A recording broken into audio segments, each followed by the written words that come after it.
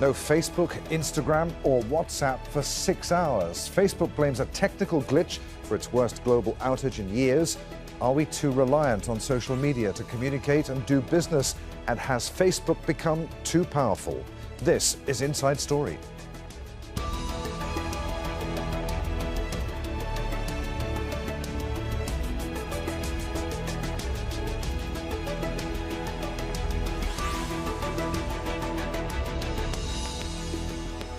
Hello, welcome to the program. I'm Adrian Finnegan. Facebook is the world's biggest social media network by far. It connects 3 billion people. That's nearly 40% of the global population.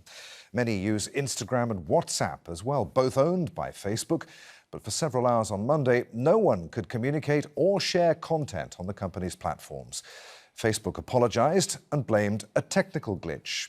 The outage is the latest trouble for the US-based tech giant. A former employee has accused it of putting profits ahead of concerns about health safety, privacy and misinformation. We'll bring in our guests in just a moment. But first, a report from Al Jazeera's Rosalind Jordan in Washington. For billions of Facebook's customers, no likes, no Insta moments, no worldwide phone calls or messaging. Facebook's chief technology officer needed Twitter to tell customers it was having massive technical difficulties. And then he apologized. Facebook services coming back online now may take some time to get to 100%. To every small and large business, family, and individual who depends on us, I'm sorry. The outage also shut down operations at Facebook's California headquarters. No phones, no computers. Some workers reportedly using Zoom to hold meetings. It's a good reminder. The internet is incredibly fragile. It actually can have problems like this arise and not work for long periods. Typically, we don't really experience it much anymore. It used to be a lot more common like a decade ago. Some found the outage at Facebook, Instagram, and WhatsApp funny. But for WhatsApp users, analysts say the disruption could have been catastrophic. WhatsApp is tremendously important for communication in a lot of parts of the globe. And it does raise questions around, how important it is for there to be redundancy, but also questions around, should private companies be solely in control of infrastructure so critical to communications? And the outage comes as Facebook is under fire for how it does business. U.S. regulators say Facebook is a monopoly and should be broken apart, a move the company opposes. Facebook knows. Last week, senators grilled a Facebook official about a whistleblower's allegations the company refuses to block hate speech, bullying, and other forms of harmful messaging from its sites. That whistleblower just gave her first TV interview, explaining why she thinks this is the case. The thing I saw at Facebook over and over again was there were conflicts of interest between what was good for the public and what was good for Facebook. And Facebook over and over again chose to optimize for its own interests, like making more money. Facebook denies Frances Haugen's allegations, saying, quote, "To suggest we encourage bad content and do nothing is just not true." Rosalind Jordan, Al Jazeera, Washington.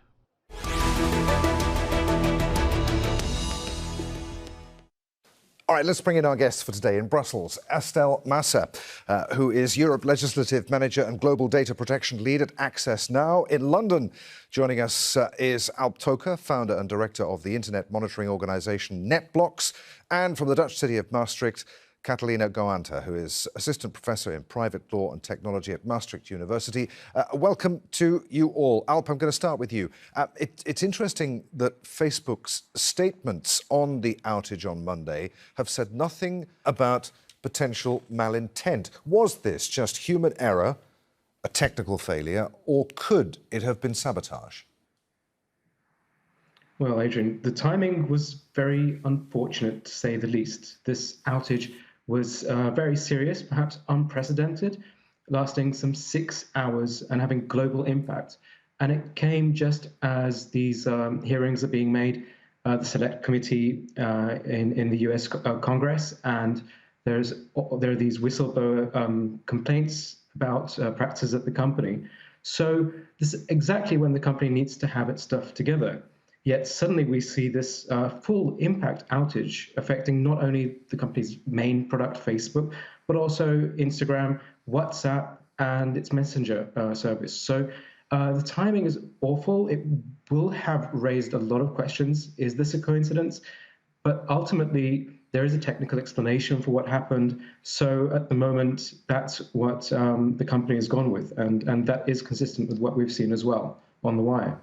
Estelle, whatever the cause, what does it tell us about Facebook's critical infrastructure? The fact that most of it appears to be located at or near Facebook's headquarters in the US. Are there solid technical reasons for doing that? Or with hindsight, is there a better way? Would it have made any difference in this case? It shows us how much the incident shows that infrastructure means power and how much of this power is in the hand of Facebook. As it was mentioned, the outage was over different services that the company owns, but it was also affecting some of the hardware that the company offers. People were not able to connect to their Oculus system, for instance, or to the newly launched product, Ray-Ban glasses. It just showed that Facebook is not really helping building the internet in a decentralized manner that would help in case of incident like that, to have backup plans, to maintain communication. And help people get access to services, but it's created walled garden around all of their services to keep users inside. And when there is an issue, it almost is an equivalent as if the whole communication system fall down. A lot of people were saying like, oh my God, I'm here back using SMS or having to merge to different services, or learning that there are indeed alternatives that exist. It just goes to show how much power this single company have and the impact it has on the internet and on users at large, which I'm hoping this is also a wake-up call for many to show that no matter which company it is, they shouldn't hold that much power over the infrastructure. Catalina, what are the potential legal ramifications for Facebook over this 6-hour outage? Could it be sued? And if so, by whom?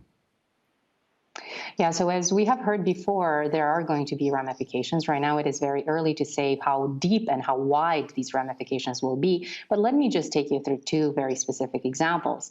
First of all, we have seen that in the past 5 years or so, there has been a blossoming content creator economy. Imagine that you had to upload an episode of your show tonight on perhaps on Facebook or on Instagram. You had to go on a live and do a giveaway. As a content creator, you have perhaps missed out on these possibilities, and you have incurred certain losses.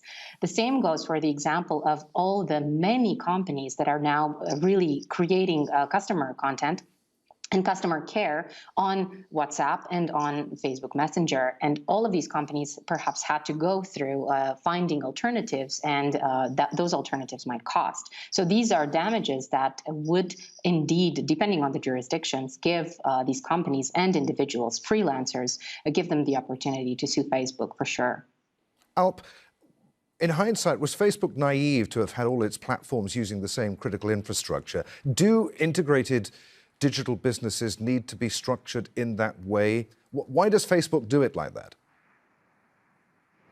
Well, to understand this, we need to look back a little to 2019, when Facebook announced that it would merge its product platforms. So this meant essentially taking together all the technology that it had acquired when it bought WhatsApp, when it bought Instagram, and putting them all behind a unified technical infrastructure. Now, for the company, this has huge benefits.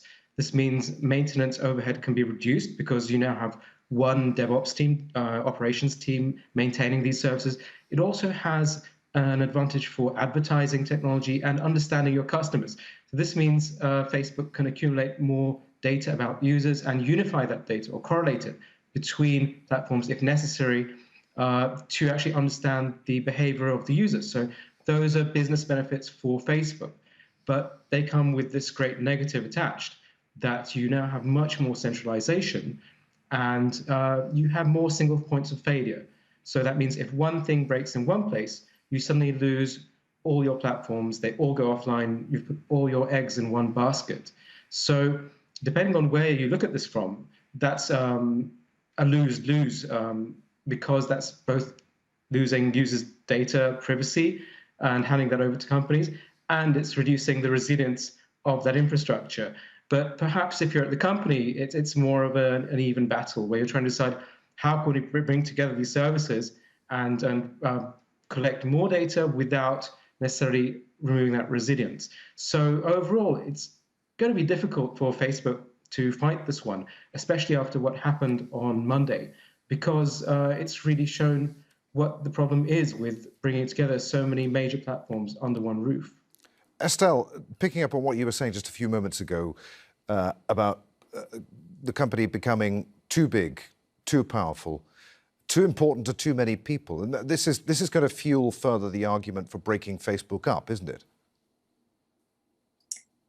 Potentially, yes, but the conversation we should be having and what regulator needs to be looking at is whether or not breaking up is the solution, and what really is the solution, looking at the power that Facebook holds. And I think at the moment globally, so whether it's in Europe, in other part of the world, when we look at those companies, we tend to look at the market where they operate or try to fix specific issue. For instance, in Europe, we have adopted a really strong data protection regulation that is largely being ignored by the company, and it's one of the problems that we have. And so we need to understand how all of the different pieces of that puzzle need to work together in order to address all of the societal issue, basically, that Facebook having so much power is creating on it. It's creating on the infrastructure, as we've seen yesterday. It's creating on privacy, as we've seen time and time again.